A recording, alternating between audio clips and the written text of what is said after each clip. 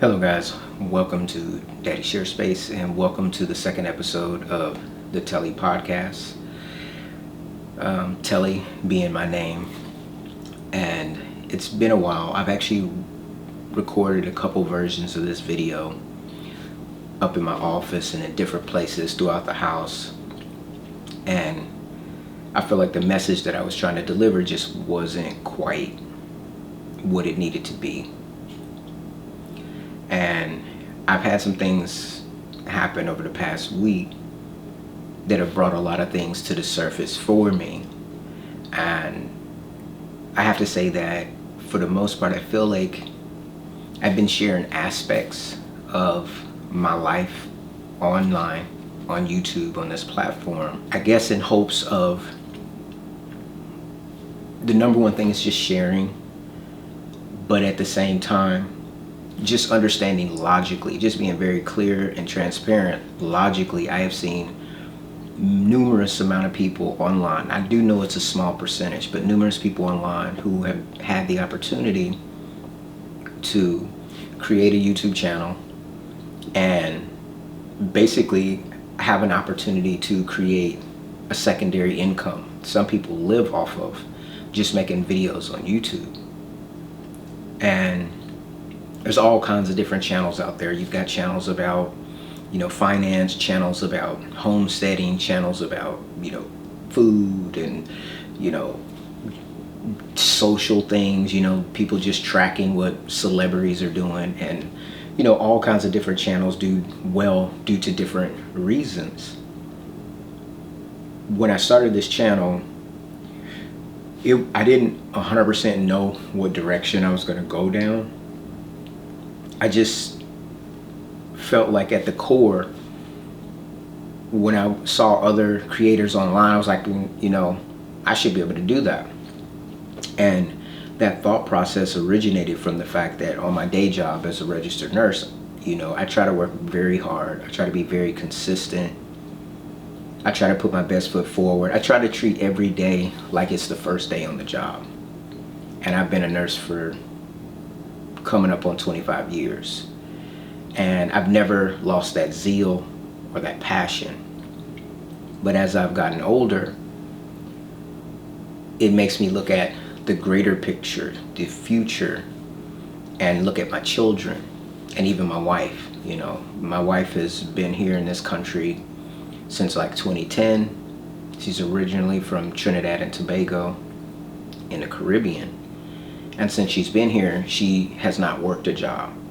She's been solely relying on me, not because she's never worked in her life, but because it ended up working out better for us to homeschool our children. And in order to do that, you have to have a parent at home who's willing to make that sacrifice. And my wife was able to do that. And I'm very grateful for that. But in the process of me growing as a registered nurse, I have not been in a position to say go back to school to learn and evolve in other ways in my profession, because when you have a family that you need to take care of, there are bills that need to be paid, there are responsibilities that need to be taken care of. Yet at the same time, I have all these ideas, all these interests that just come out of me from the inside. A lot of things that I see, I decide, what, I want to try that, or I want to do this or do that. And so I don't put any limits on myself. People may look at me from the outside and try to put me in a box, but inside of me, there's no end to what I see regarding possibilities, regarding opportunities.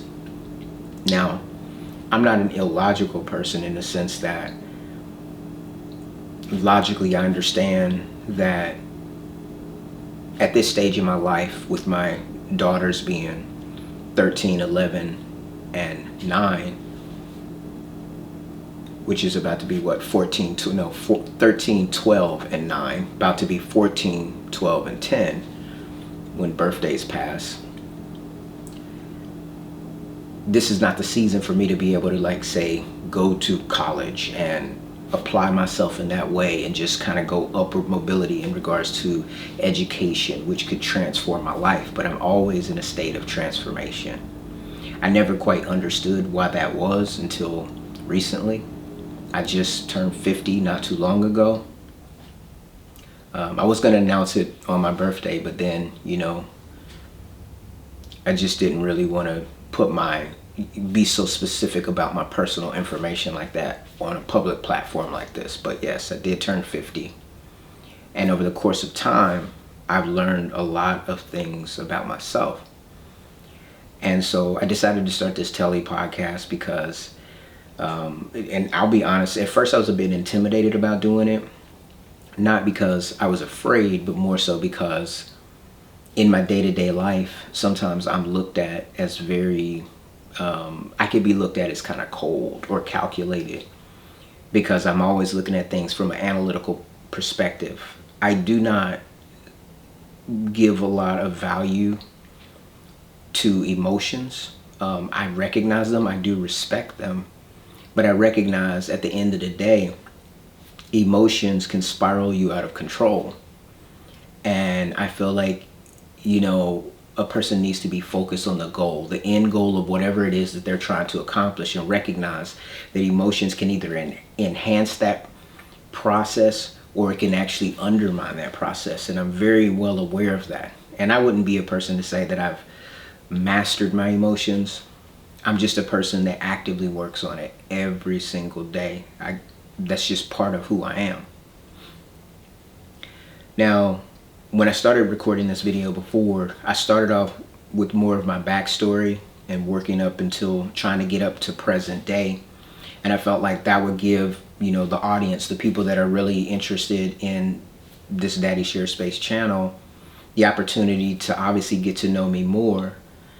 But there's all these different pathways because we're made up of so many different decisions and so many different experiences. You have nature versus nurture. You have, how you were raised, but then you also have your interaction with the environment that actually makes you ultimately. And I've struggled with making videos that I feel like that are 100% authentically me, because I understand I can be a very polarizing figure. I know that based upon my experiences with people in my daily life. People can love me or hate me, but at the end of the day, the most important thing to me is that I am very much in line and authentic to myself. And my wife even knows that. That includes her, that even includes my children. Because if I am not me, then how can I actually have a relationship with someone outside of myself? If I become some form of an imposter of myself, how can I actually connect with my wife? Let she know who I am, good, bad, and in between. I'm not quite sure how long this video is going to take, and or if it's going to be in one setting, but I'm going to give it a shot. So it is 5:14 in the morning. I got up this morning at about 3:50. I usually get up Monday through Friday at 3:45 in the morning. I start my day with prayer, and then I read my Bible. I typically, right now, I'm on this Bible regimen where I read 5 chapters. Currently, I can't remember right off the hand. I'm in one of the Old Testament books. I think I'm in Samuel, around the birth of, around the time when King Saul is, the Spirit has left him, and King David has been anointed as king, or anointed as the successor as king. He's not yet king. So that's where I am in the Old Testament. And then I read a proverb every single day. So for the day of the month, if it's the first of the month, I'm reading Proverbs 1. And then I go through Psalms at the same time. And so Psalms takes me about just over 3 months to get through, but I read one Psalm every day in the morning. And then finally, I will read one chapter in the New Testament. And in the New Testament currently, I just read the 3rd letter of John. And so I'll be going into Jude and then, going into Revelation. And that is just my current biblical reading routine that I implore every single day. I don't even know if I use that word properly, but the bottom line is that's what I do every morning. That is how I set my day. On the weekends, sometimes I get up this early, but whether I get up this early or not, the weekends I still do the same routine. But Monday through Friday, I get up at 3:45 in the morning every day. Some may ask, when do I go to bed? It just kind of depends. A lot of times I do kind of go deep into the night. I'll go to 11, sometimes 12 o'clock. But I let my body naturally tell me what to do. So there are times when I come home, like if I've had a really demanding day at work, I may come home, grab some food and just, go get in my bed and then just maybe watch a few shows until I pass out and fall asleep and, maybe wake up later, do something and then go back to sleep. So some days are like that. And that, that routine or that regimen should probably give you at least a small bit of insight into why there's not as much progression regarding my woodworking type journey, is because I'm trying to fit that into my regular day-to-day life, my day-to-day work. For me personally, number one in my life is my faith in Christ. My wife knows it's even before her, it's before my children, because I feel like there is an order of operation being a Christian, being a man trying to live after God. There is an order to these things, and I do not deviate from it. And of course, that can cause challenges in your relationships and stuff like that. But by the grace of God, my wife, and I have made it since 2010. Yeah, 2010. And we have overcome many mountains together and have grown stronger. And I've had the opportunity to see her grow in the Lord myself. And it took time for her to get to know me, to get to understand my personality. But, in this video, I really want to touch on the topic of this video. I was going back and forth about what I should call it. But after this past week and some challenges that I went through, that the Lord brought me through, I feel confident now in titling the video what I titled it. And just being honest, my wife did not want me to come out and say this, but my wife also knows that I go with the Spirit of the Lord. Wherever I feel like it guides me, I go.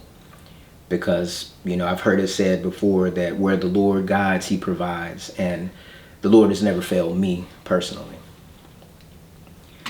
So I am going to go back and rewind a little bit and start off at the beginning to kind of put some pieces in place for you to understand my personal journey.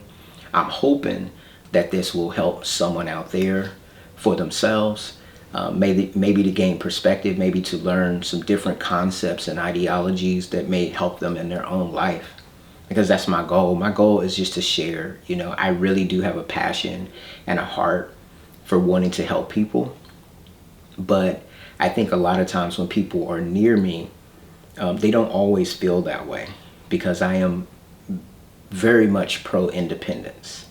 I am not a person that believes that dependency is something that can be maintained long term without causing harm to others. I see dependency akin to something like cancer, where cancer invades the body and it basically takes away resources from the host until the host is dead, basically, unless you cut cancer out. And ultimately, I feel like dependency at the improper stage in your life is just that. It's cancer, right? Dependency is appropriate for a baby, an infant, a toddler that needs nurture and nature, that needs to be cared for in order to grow up. He or she needs that to grow up. But as adults, unless you have some form of debilitating mental issue, or unless you have like some form of disability, the goal of life is to grow up and to become independent.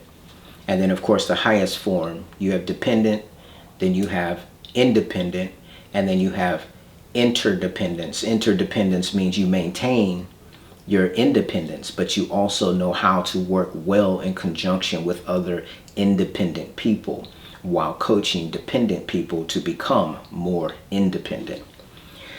So with that being said, let's go into more of the story portion of this video, where before I ended the last video where I was talking about how I had bought a Nissan soon after my 1991 Saab. It had some issue on it, and at that stage, this was, probably 10 years or so ago, I wasn't where I am today as far as my confidence in doing automotive repair. And there was a Saab repair place down in San Jose area in California. And so I called the guy up. I took my car in, and he serviced my car. And I wish that I never would have took it there. But the bottom line is, as I said before, the gentleman basically took my electric antenna off of my car, put another one on my car, and then tried to sell me my antenna back. And I think he did this because even back then, 10 years ago, it was very difficult to find Saab parts, because Saab is originally a Swedish brand that eventually was sold to GM, General Motors. And then eventually the whole brand was basically canceled, if you will. I have a Swedish model Saab. So that's been many years ago that they've been like basically manufacturing parts for that car. So it's always been a rough time trying to salvage and get parts for that car. So that was the reasoning behind that. And the gentleman told me some other things, about how he dealt with another customer, because they had a Saab and they had the ignition that goes in and down into the console. And he was actually bragging about how much he charged that person and about how little amount of money he paid for the part. And it's just, some people are very unique like that, very transparent about how they con people, and it's like they don't think that you can see through them, right? I guess they're so used to conning people that it just comes out like, like oral diarrhea. And had I not had my car already in his possession at that time and beginning the work, I probably would not have proceeded with that process, but you live and you learn. I'm not perfect. I do make mistakes like that from time to time. So I let the guy, do whatever repair that he did, which I'm convinced today that he didn't do much of anything for what he charged me for, but he did take my antenna. And of course, the principle of it for me, because I understand that he did take my antenna, and I may not have explained it clearly in the past video, but basically what had occurred was I had put an aftermarket, I think it was a Kenwood car detachable face radio in that car. And when you would get in the car and turn on the radio, the antenna would raise. But when you turn off the radio, the antenna would go down. So if the car radio, which the detachable face, if it's in my possession, there's no way for you to know if my antenna is working or not, because you would actually have to take my car radio out, put another car radio in there, turn on the radio to see that antenna go up or down. Now, my antenna was working perfectly fine prior to me going to that shop.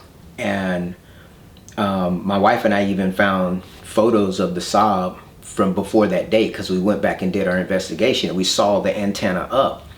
So how he determined that it was working or not working without taking it out of the car and applying current to it to see if it operated or not, which shows the level of deception and wickedness that this individual had. He had to do that. There was no way for him to anticipate or to discover that my antenna worked, short of basically disengaging it, applying electricity to it to make it go up and down to determine that it worked.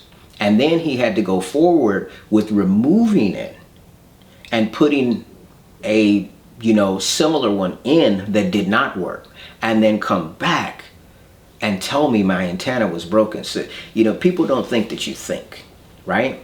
I mean, and those of you that understand cars and what I just said, you understand how egregious this person was. So my knee-jerk reaction was to, I felt like this guy probably sabotaged my car in total, and that it was not long for this life. And I did not pray about it. I just made a knee-jerk reaction. I went out and bought a 2012 Nissan Sentra. It was all black. And I had to have this particular one. I wanted to have power everything, the upgraded interior. It was either leather or some pleather. And it had a moonroof and had all the features, the backup camera, all of that. I overpaid for that car. And the dealership itself actually marked up my, because I bought the bumper-to-bumper warranty. And I also bought the service package for like the next, like either 3 to 4 or 5 years on that. So I didn't have to do anything except for, put windshield wipers and tires on that car based upon what I paid. Now, I totally overpaid for that car, but at that time I was a different person. I was still growing into myself.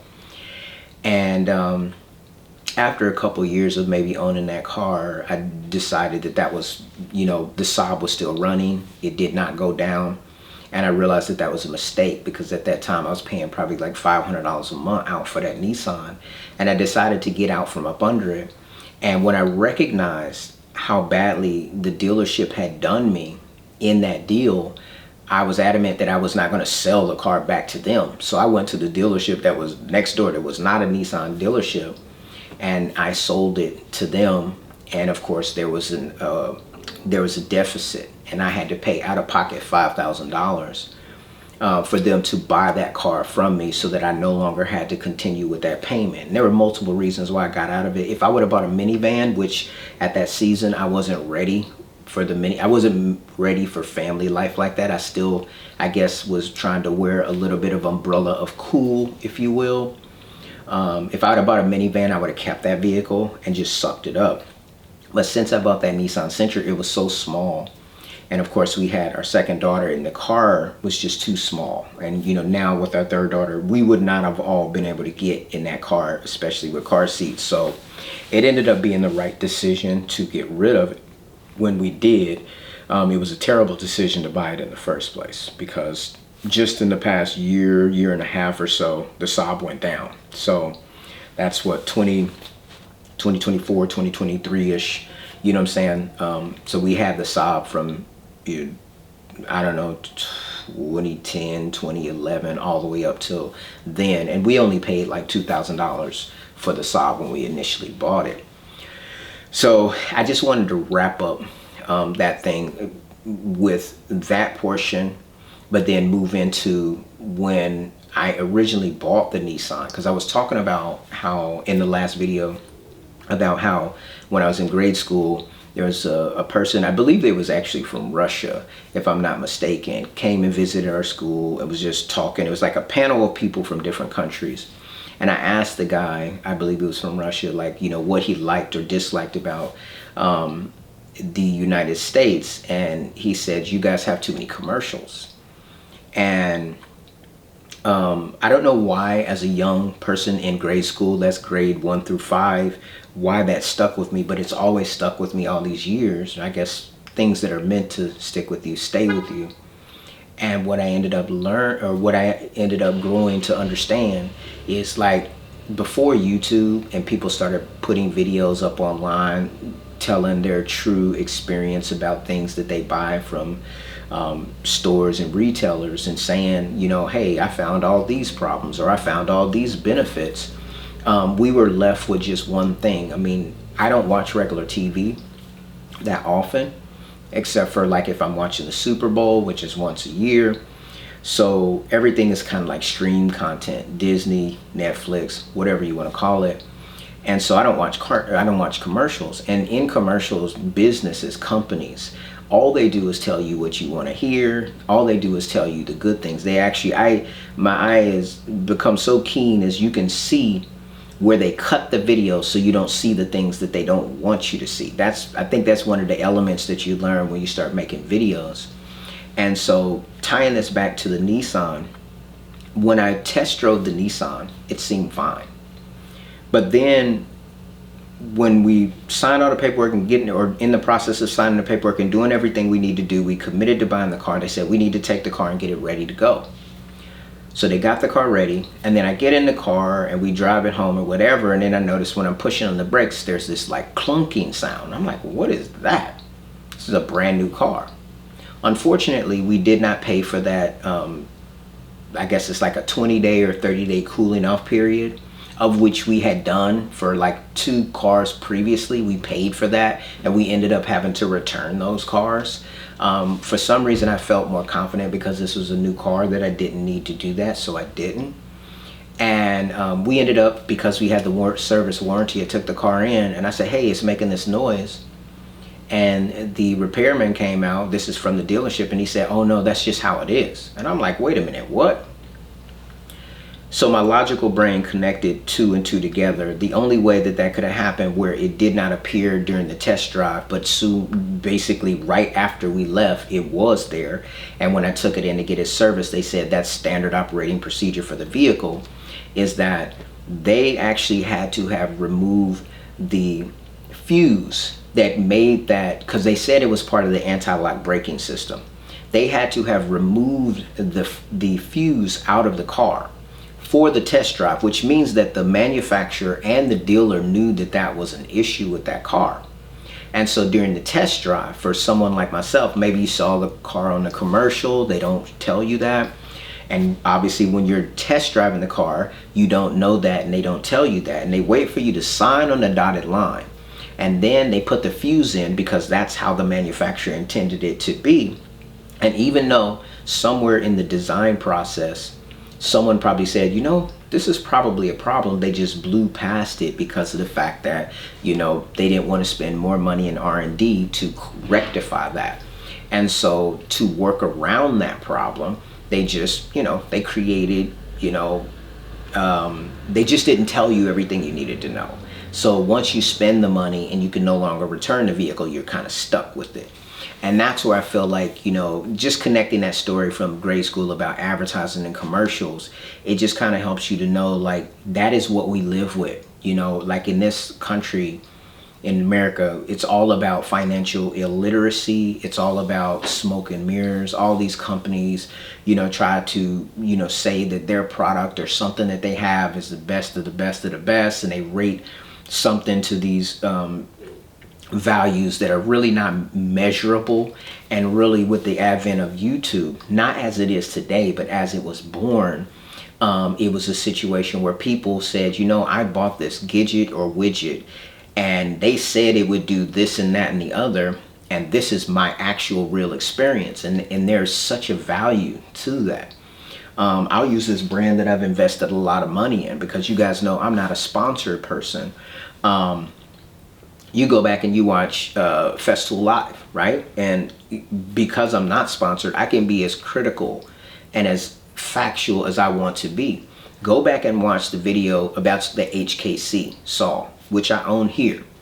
And it's a construction like saw, right? It runs on 1 battery, which means it has half the power. Like if you use the regular track saw, like the one I have up here, the TS55KEB, you can run it on 1 battery or 2.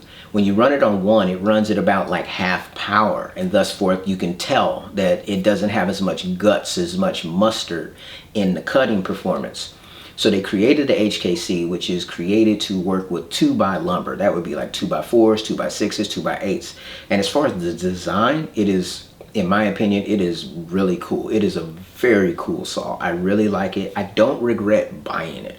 It's kind of like, you know, collecting baseball cards, if you will. And it's a very unique type of brand. But sometimes, like the Pontiac Fiero, which was a car that you have to lift the body up off of just to do the tune-up, everything that glistens ain't gold. And so with that Festool saw, besides being a bit underpowered, especially for cutting 2x lumber, you can do it. You kind of got to nurture it through the cuts, but it can do it. And it does have the unique ability to be able to cut different angles with its proprietary track. All amazing. Now you can get a Mafel version. I don't know who made which one first, but you can get a McPhail version. But this particular saw, it's the HKC 55. I believe it's the 55. When they designed it, right, oftentimes when you're working with 2x lumber, sometimes you need to cut a 45-degree angle. And when you cut a 45-degree angle with that saw on the rail, it will not cut completely through. It leaves like a nib of wood material on the edge. And if you go back and watch Sedge in that video, you'll see that he just kind of like downplays it. He's like, oh, there's a little nib there. I just kind of do this or whatever, which is fine. There's nothing wrong with that.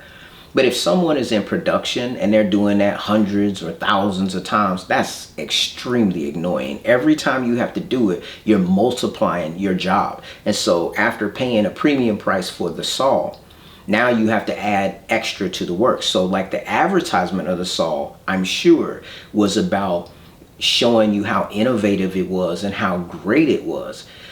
They did not, even though after the designers designed the saw and put it out, they just decided, you know what, oops, and they just kind of downplay the glaring issue with the saw. And then of course you get a bunch of influencers who are bought and paid for, who will basically, you know, do the same thing, gloss over the bad, right? And honestly, as a consumer, it kind of adds to that misinformation, what is the word? Basically, let me get your money, you know, and then you figure out the rest on the other end. Now, they have obviously since rectified that by creating the TS60 and the TSV60 because it has the ability to run on the FSK rails, and they made it have a deeper cut depth so that it can actually cut through a 45-degree and get all the way through. So they improved those things, but of course you had to spend additional money to get that feature. Now, if you made it to this point in the video, thank you.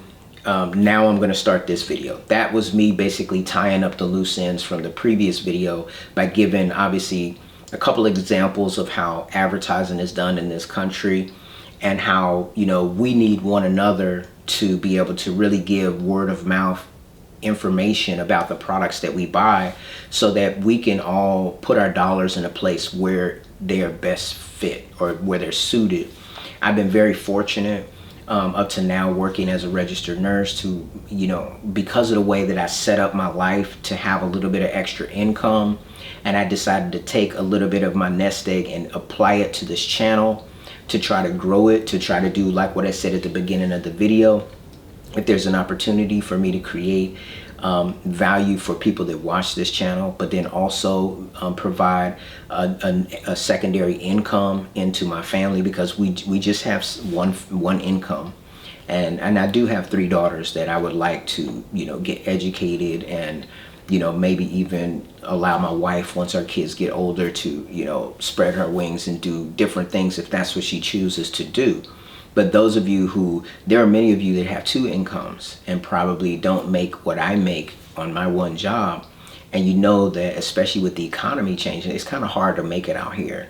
And, you know, so, you know, sometimes if you can offer a service to the public, that service can turn around and produce income for you and your household so that you can meet your economic goals. And so that's my whole goal as far as that. Now, tying into the topic of the video, which I have to remember to put timestamps. I don't always do that. So going back, and I got off on that tangent of talking about what I did in the last video because I was going through my early years, going through kindergarten or through, grade school, that process, and some of the things that I remember that stick out to me.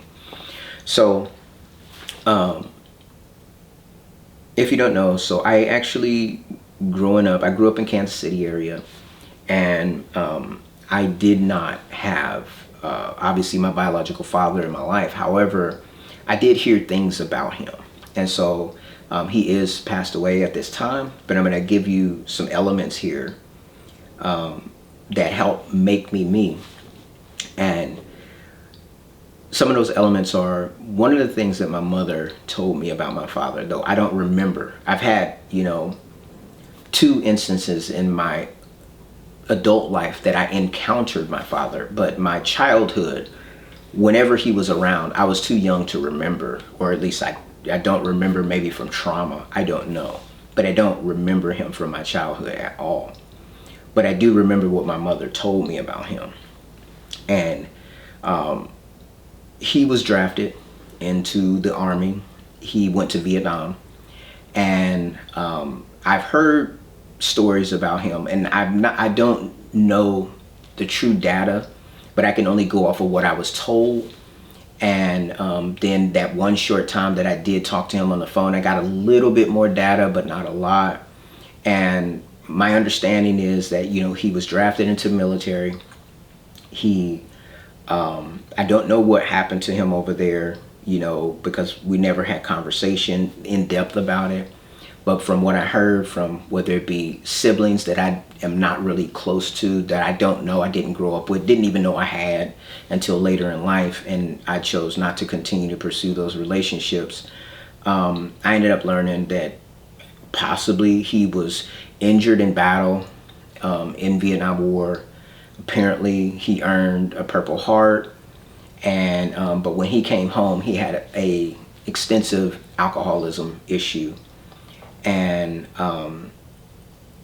obviously that led to, you know, obviously if you're dealing with someone with alcoholism problems, there are a lot of complications that come with that I'm not going to go into here. But needless to say, he and my mother did not make it. And as a result, I don't remember him much from my childhood. But one of the things that always stuck out to me that my mother told me about my stepfather, or about, not my stepfather, my real father, is he was friends with my mother's brother, right?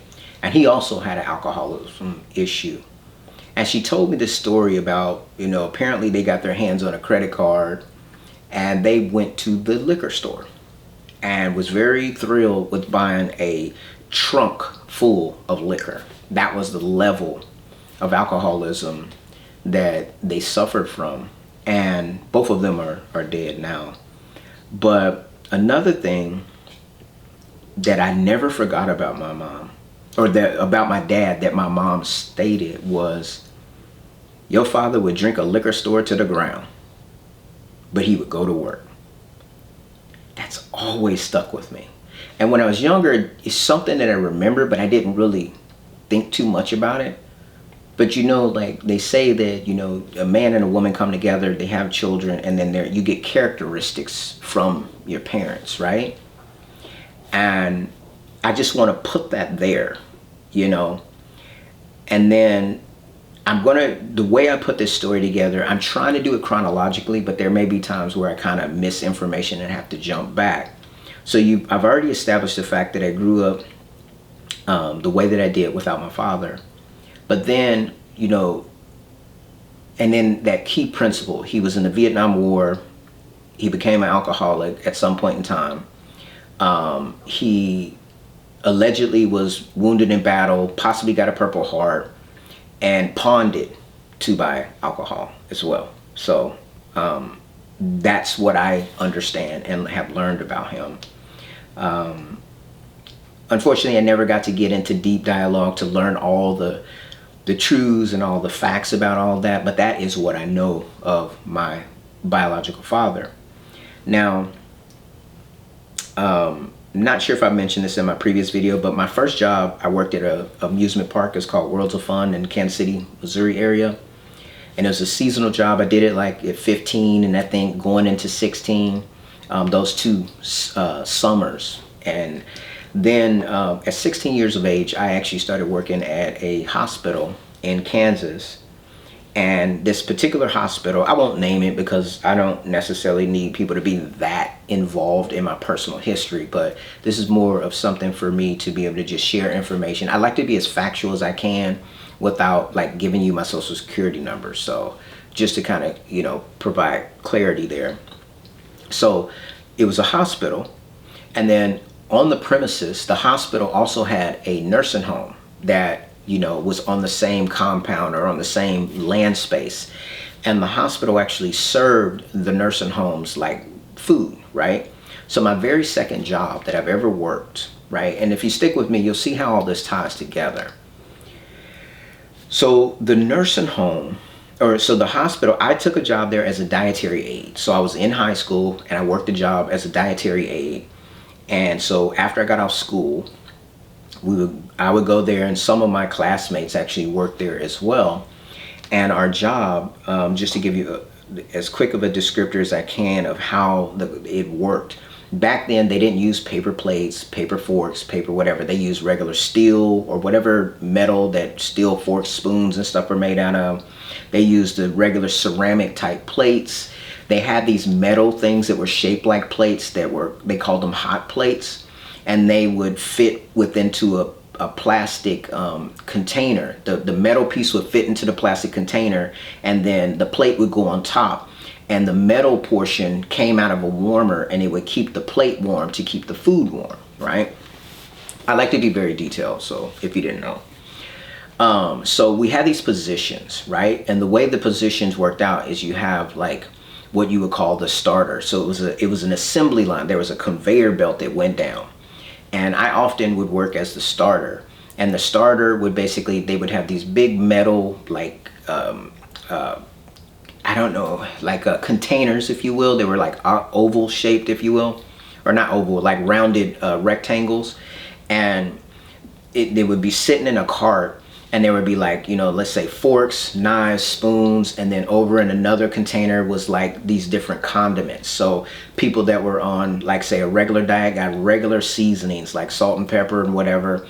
People that were on low sodium diet got a low sodium, and they used to be color coded as well. Like a certain color would be, so you can know by eyesight if you read the menu and it said low sodium, you would grab the low sodium packet, you would grab knife, fork, spoon, grab that plate.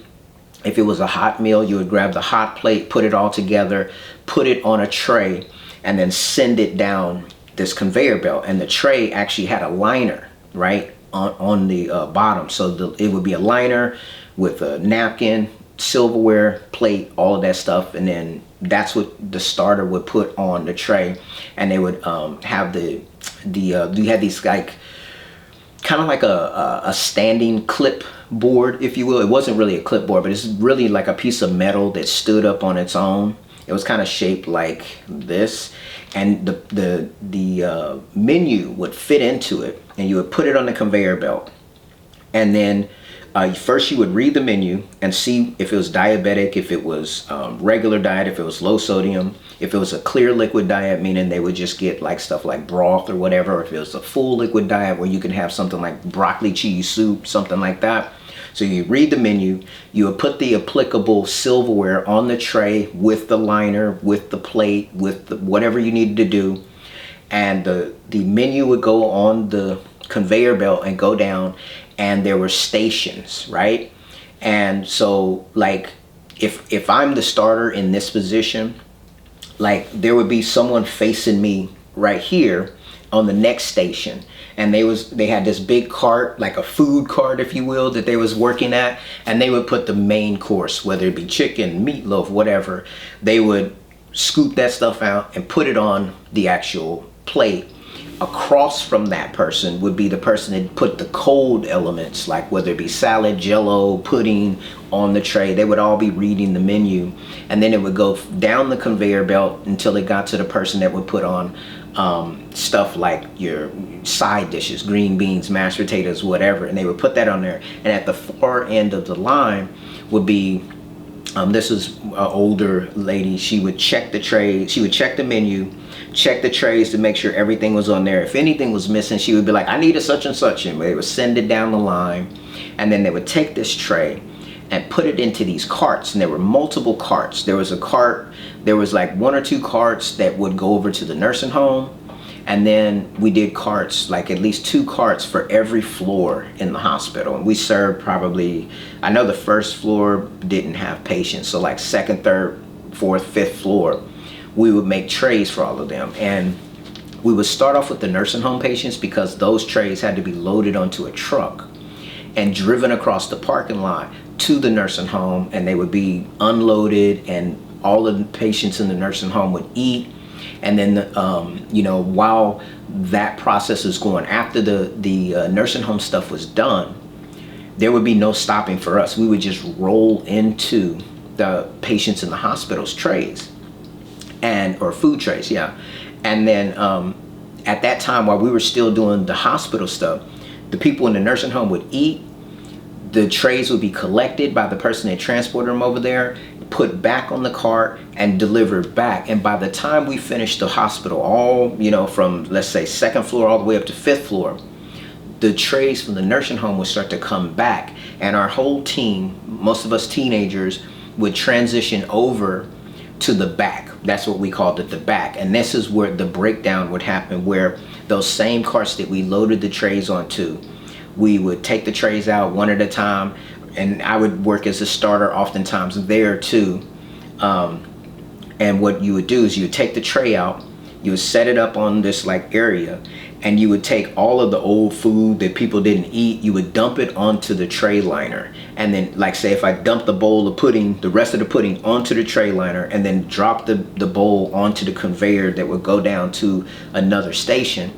And once I dumped all the food down, took the silverware off, threw it in this big old like metal thing with dishwater in it, like a big sink, I would send all the dishes, the plates, the bowls, the metal hot plates, the plastic bases, all down this conveyor belt, and I would grab all of the liner and slough it off into the trash, and then put the tray up and send it down.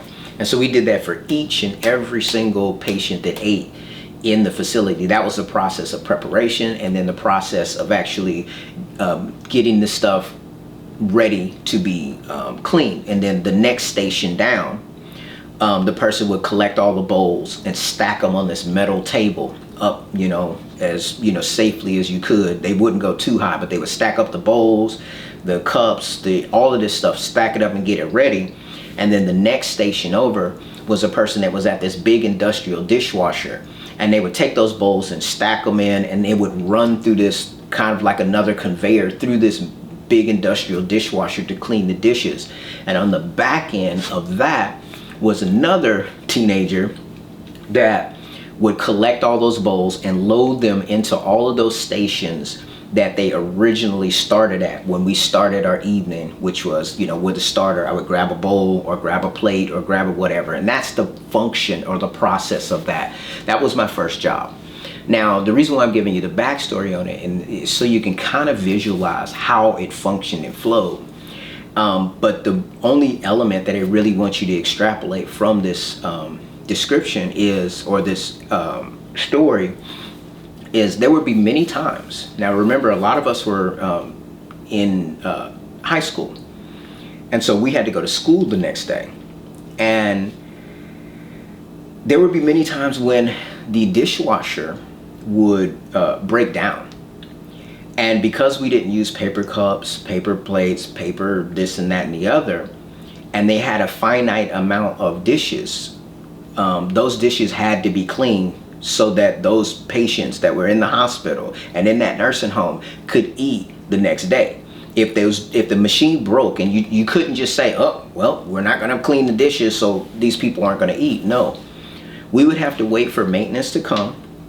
We would have to wait for them to source the part, and then repair that dish machine. And we had to stay there and wait until that was repaired.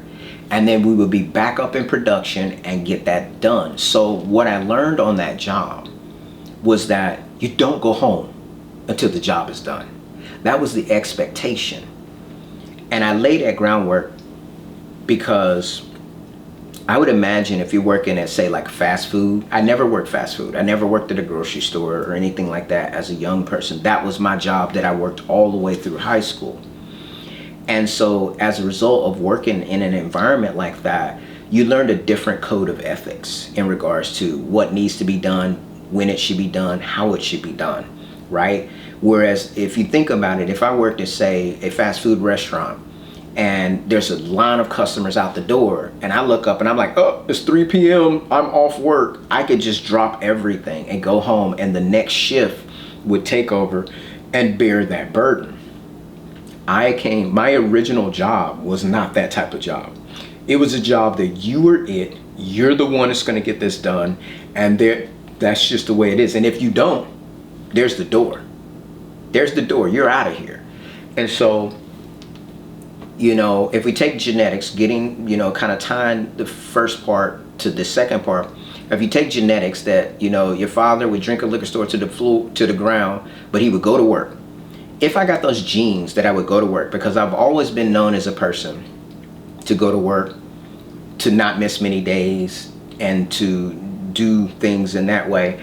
But then now you add in this other element that one of your first jobs, really your second job, but the job that you worked at the longest, and being, early on in your career, being a job that does not allow you to just drop the ball and go home at a certain time. I've met my time criteria, I'm going home. But rather to be instilled at the age of 16 to say 18 that this has to be done. The expectation of the job is to complete the process. I think that had a significant impact on the person that I am today. And then let's roll over from there. My senior year in high school, I wasn't the most social person. I interacted with people, but I decided to go to the area vocational technical school. We called it AVTS for short. And I signed up for what I thought was the LPN program, or licensed vocational nurse program, licensed practical nurse program. And I guess reading wasn't my strong suit back then, because I didn't read into the details. Because what I did is I assumed, because my mother, when she was in high school, they used to offer the LVN or LPN course, licensed practical nurse, licensed vocational nurse. They're same, but they call it something different in California. Back in the Midwest, it's the licensed practical nurse.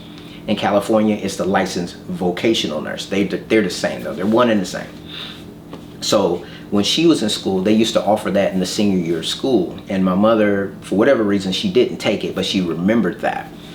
She later went on to become a registered nurse herself later in life, but she told me about that. So I thought that I was signing up for the LPN course, but in actuality, they had determined some years prior that it was too many hours to get in your senior year of high school, because remember, you had to take your regular basics, and then we would leave at like half a day and go over to this area vocational technical school, and it was a requirement that you had to finish the program in order to graduate. So I did that, and instead of it being a LVN, LPN, it was a CNA, a certified nurse's assistant.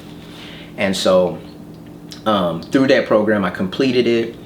We ended up having to get a job and having to complete 240 or something hours, something like that, in order to graduate high school, which I did. I signed up for my first job at a nursing home.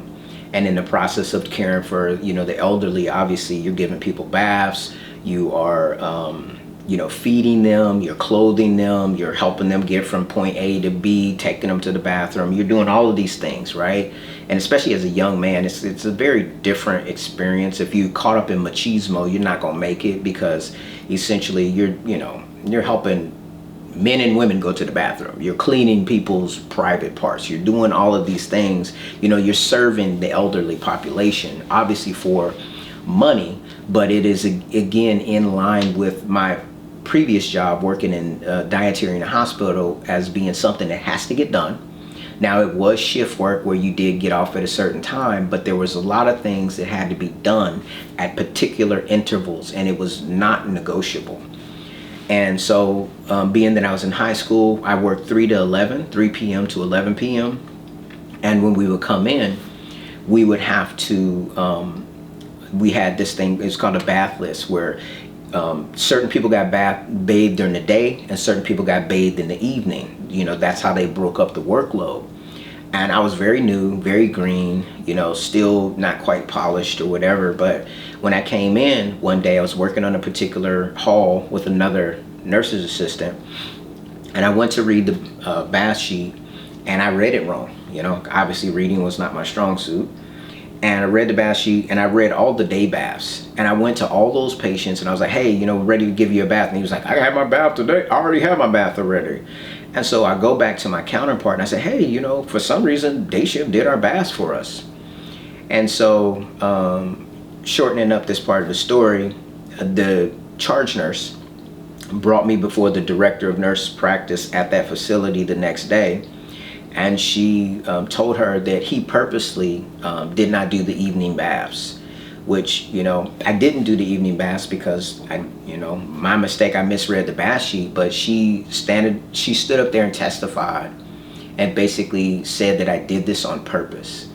And I was mortified, to be honest, because I was totally blindsided. I mean, it was my mistake. I made the mistake. I messed up by just basically not taking my time and reading through every line and making sure that I understood what I was reading. And so I made a mistake, but a person outside of me that didn't know me as a person basically, accused me of doing that on purpose. And I was like, I remember walking out into the parking lot and just felt like I just ruined my life, because I needed those 240 hours in order to graduate. And I was like, dude, my life is about to be, going off on whatever, because I've always been a very, I guess you'd say, extreme person. And fortunately, by the grace of God, I had the opportunity, I got a second chance or what. I mean, all I could say was I didn't do it on purpose. And they gave me the opportunity, and from that day I made sure that I would never make a mistake like that again. And then it also made me want to separate myself from everybody else. And that was when it started for me. I mean, I became the most efficient person, as far as like I would have all my patients up and in the dining room before anybody else. I would have all my baths done before anyone else. I would have all my patients in the bed before anyone else. And it would be a 2-person team. I would do 60, 70, sometimes 80% of the work. Whoever worked with me actually got it very easy, because I was determined to not be painted in that light ever again. And I have since to this day carried that level of intensity and focus in my work. And I did that. And then eventually, years later, because I may talk about this in a different video because it's not 100% applicable, but I didn't initially go back to, I did go to college as soon as I graduated, but I wasn't sure about what I wanted to do, to be quite frank, because it was a CNA program and not an LPN program. The pay wasn't that great. And then also, I was doing something that I had to transition and grow to love, because you're bathing other human beings. You're feeding other human beings. It's a service industry job, and being an 18-year-old male, that it takes a lot of humility to get through that. And so for a season, I guess you could say I kind of rebelled against it, and I decided, that at that point in time, because prior to that I had decided I wanted to be a registered nurse, but after that experience as a CNA, I was like, yeah, I don't think I want to do this. And so I went down a different path, of which I maybe will talk about in a different video. But eventually I did go back to college. I went back late, probably, I don't know, 25 or somewhere around there. I graduated nursing school probably about 26, maybe. I don't know. I was late because I had to go back into college. And then when I got back into college, that's when I was only a semester or two, due to my previous classes that I had taken away from the nursing program. So I went ahead and did that. I fortunately got elected as president of my nursing class, and that led to me coming out here eventually to California and working as I am now.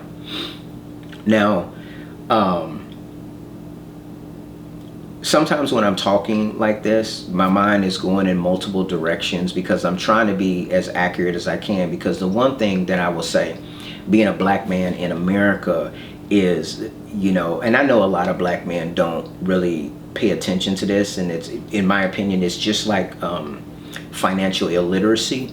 A system such as capitalism that we live in is not nearly as successful if everybody is financially literate, right? It's more healthy for the country if people are financially literate, because people won't make poor decisions like signing up for 50% APRs.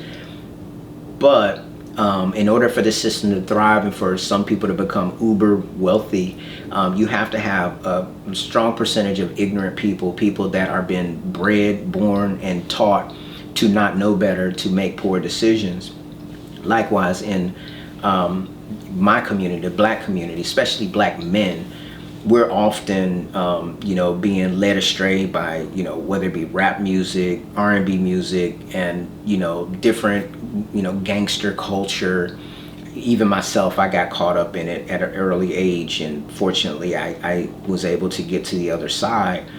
And what it does is it makes you non-competitive. It puts you in a position where, you get a rap sheet. There's so many different jobs you can't do in your life, and it's all in this delusional mindset of being cool or being tough or being, like I run this, whatever. It's just absolute stupidity.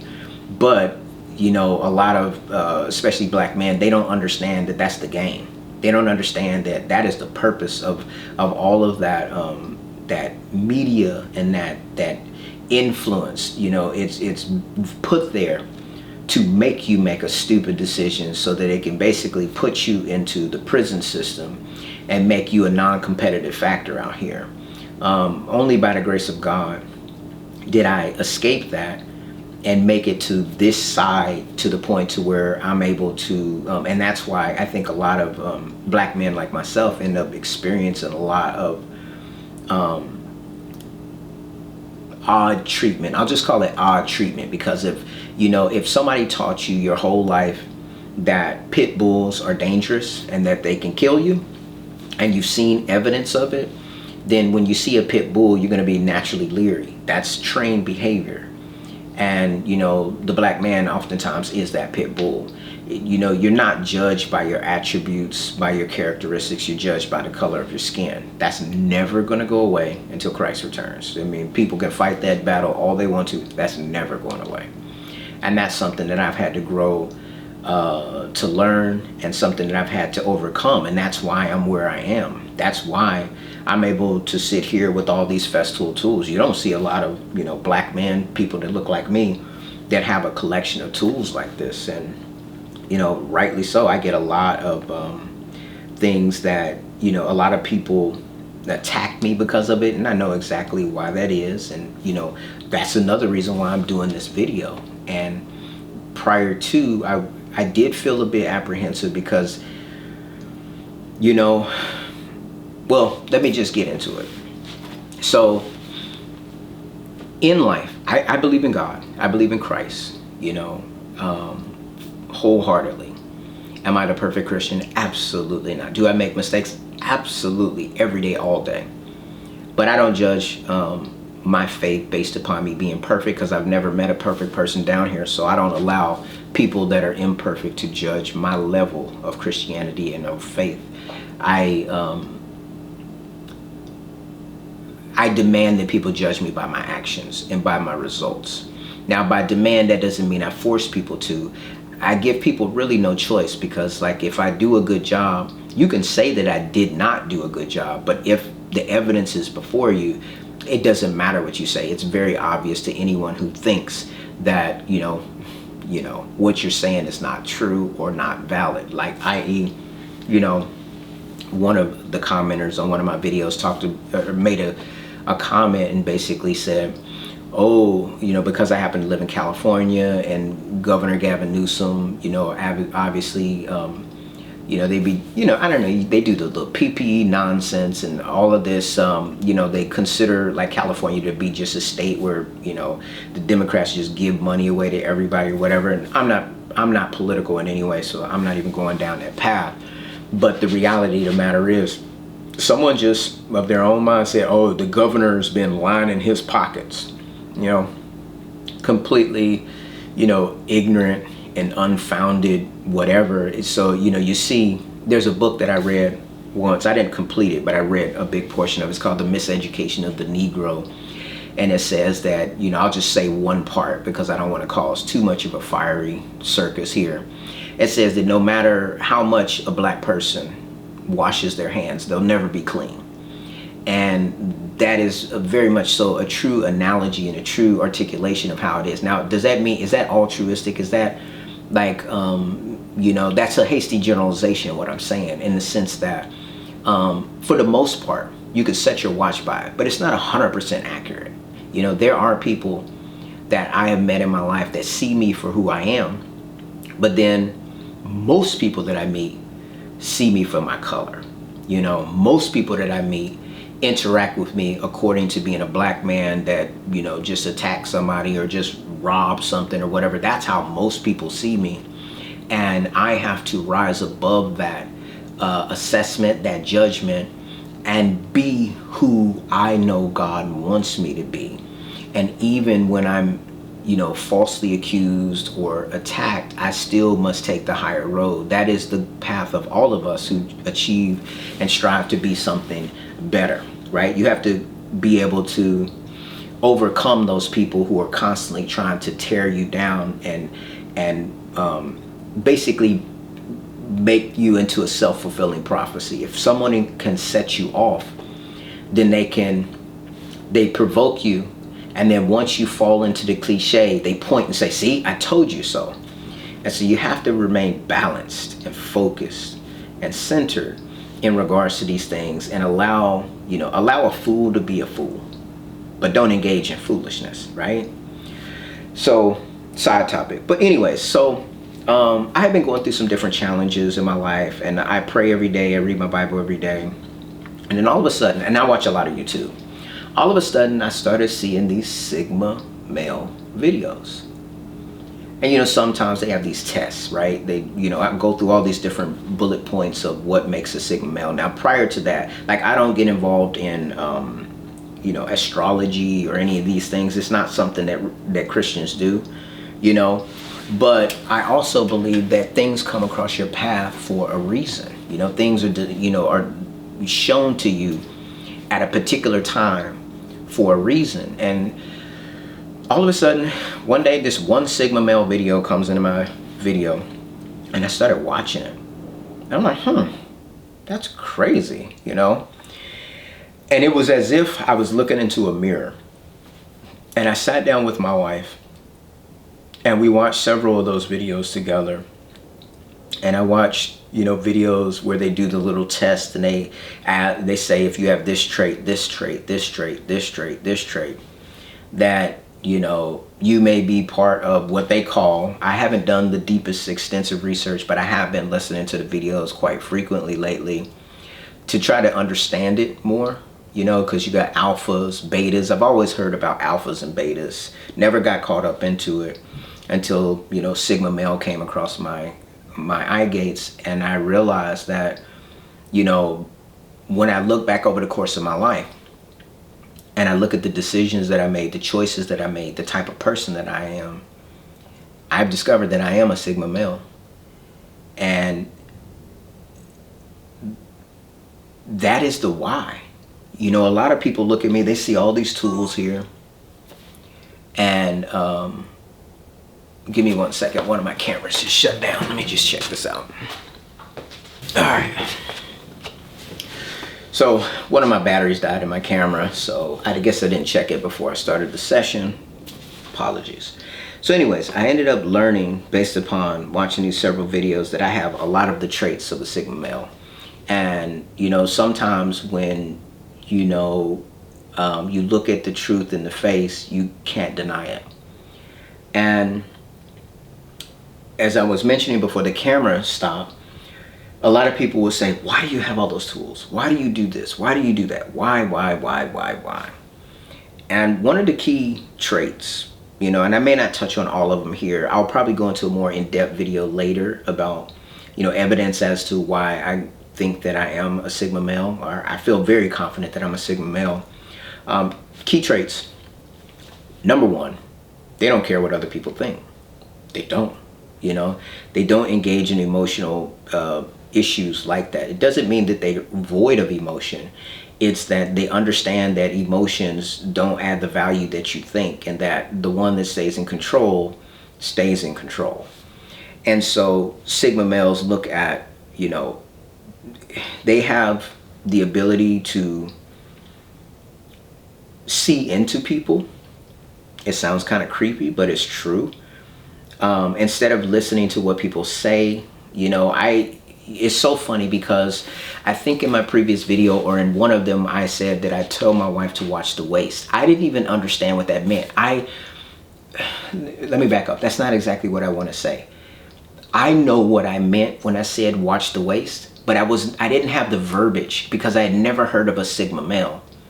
I didn't know what it was that I was seeing, but it was just natural and inherent to me that I watch people's movement. I watch what they say.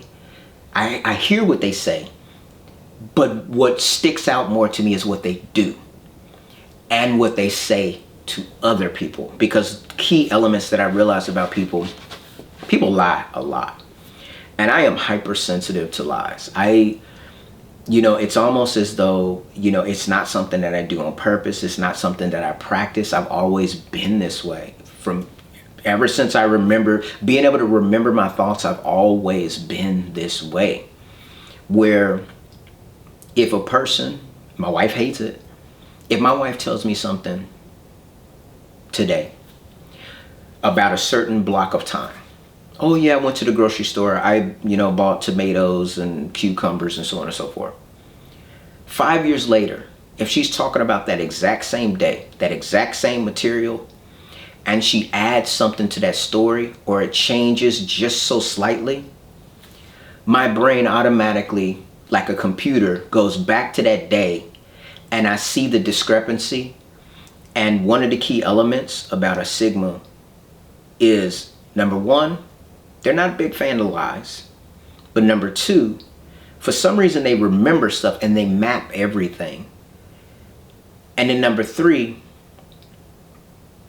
they really speak the truth without consequence of people's feelings. They don't really think about people's feelings. And so quite often, especially early on in my marriage, it caused a lot of problems because, I noticed that most people just talk and they don't record what they say. They don't remember what they say. They tend to be more emotional. They speak off of how they feel. And then later they'll be like, I didn't say that. But the way my brain works is I'm very calculated about the things I say. I don't say things stray. I don't, if I know you in my life and I know that you don't have the strength for someone to tell you directly, about yourself, I will use analogies. My mother hates it. My mother hates it. She was like, just talk to me straight, son. Don't use analogy. I've always been a person that spoke in analogies. At first I thought maybe I got it from reading the Bible, but then as I think back, I always talk like that because I realize it's like I have this feeling of like who can take the truth and who can't take the truth. Now, let's keep it real. When I'm backed into a corner, I will tell you the truth. If you ask me to tell you the truth, I'm going to tell you exactly the truth. And you're probably not going to like it because most people self-deceive. Most people do not tell the truth about themselves. And so these are key traits of a Sigma in the sense that, they'll tell you the truth, even if it's brutal. They do not tolerate people that lie. You have to live on this earth. You have to interact with people that lie. That's just a fact. But the reality of the matter is, when I catch people in lies and it's all the time, I won't tell you all the time. I won't tell you unless it's necessary, but I'll record it in my brain and I'll keep it there. And then, when you think that I believe what you say, another camera just died. Let me change the battery here. All right, guys, since that was the second camera battery that died and it just started when I started talking about the Sigma male thing, I may be taking this as a sign that I may need to touch on this in a different video. So what I'm going to do is I'm going to put my outro now, and then I may continue to record, I may not, we'll see. I am going to get this video out though. So anyways, guys, I want to thank you for taking this time to listen to this install of the Telly podcast, and I hope that you had an opportunity to learn a little bit more about me, and I hope that you found it entertaining to some degree. I do plan on releasing more episodes of this podcast. It's just I have to be very careful about what I say. I always want to protect my primary employment and make sure that I'm speaking responsibly and with integrity. And so sometimes I'll think of something, and then as I think more deeply about it, I may realize that, yeah, this is probably not something for a public platform. And so if I need more time to collect my thoughts, then I will take that. But I hope that you enjoyed this particular episode, and I hope to see you in my next one. Thank you so much, and I'll see you later.